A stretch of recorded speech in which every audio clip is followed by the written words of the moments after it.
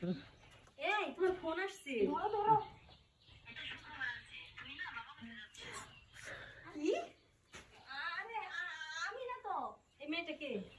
এই মেয়েটা কেন সেটা তো আমি জানি না। এই মেয়েটা কে? তাড়াতাড়ি কো। এই মেয়েটা কে? আমি তো চিনি না। কিসের সুখবর? কিসের সুখবর? সুখবর মানে আমি তো মনে বুঝতেছি না, মনে হয় কোনো লটারি সুখবর হইব। তুই বাবা হইতে যেতেছস? হ্যাঁ, তুই বাবা হইতে যেতেছস? তুই বাবা হইতে যেতেছস? তুই বাবা হইতে যেতেছস? হ্যাঁ? আমি ছাড়া তোর কে আছে ক? কম আমি ছাড়া তোর কে আছে? কম আমি ছাড়া তোর কে আছে? আমি ছাড়া তোর কে আছে ক? হ্যাঁ? তোর সুখবর?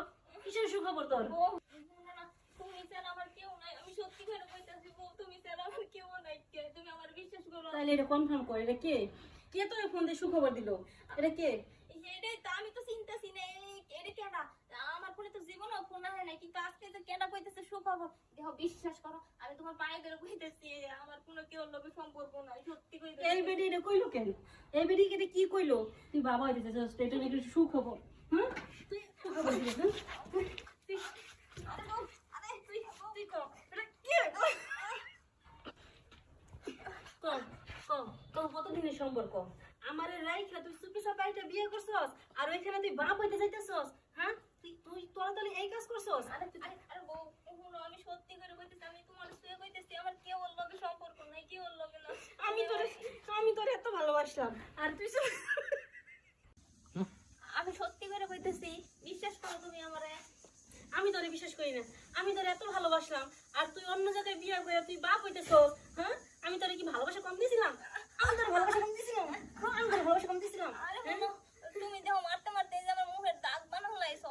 দেখো না হেলে কি হইছে, দেখো আমার দাঁড়ে এরকম এরকম আইলো না। তুই তুই আমারে রেখে অন্য জায়গায় বিয়ে করতে পারলি? তুই ওই জায়গায় বিয়ে করে আবার তুই বাপ হইতেছস। আমি কি দোষ করছি? আরে আরে বলো, আরে তুমি কোনো কথা না, ওই ফোন বাজতেছে, ধরো ধরো ধরো ধরো। আরে ফোনটা তুমি তাড়াতাড়ি ধরো না কেন? ধরো, দেখি আমি তো দিদাছি। সরি, এতক্ষণ আমাদের হসপিটালে নেটওয়ার্কের সমস্যা ছিল, তাই আপনার সঙ্গে ভালো করে কথা বলতে পারি নাই। আপনাদের একটা সুখবর আছে। আপনি যে কালকে আপনার ওয়াইফকে নিয়ে আসছিলেন, আপনার ওয়াইফ প্রেগনেন্ট।